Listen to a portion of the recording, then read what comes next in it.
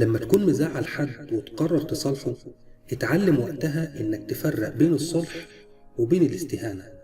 ما تروحش تهزر وتضحك وتفتكر انك كده خلاص عملت اللي عليك، والمفروض انه خلاص هيتصالح وينسى انت عملت فيه ايه. انت كده مش بتصالحه، انت كده مستهون بيه. لما تيجي تصالح حد، حل المشكلة الأول واتكلم فيها بكل جدية وهدوء في نفس الوقت قبل أي حاجة تانية، وبعدها هزر يا سيدي واضحك براحتك، عشان مفيش حد في الدنيا الضحك بيزيح مشكلته اتجاهك.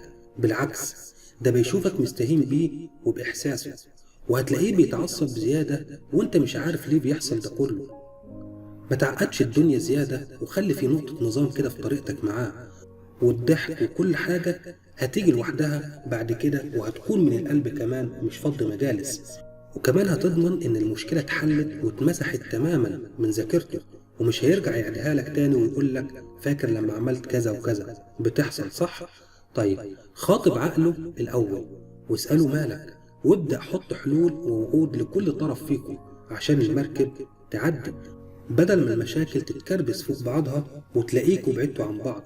لأن ببساطة انت ما صلحتش ولا حليت المشكلة، إنما انت استهونت بيه واستخفيت بمشكلتك معاه.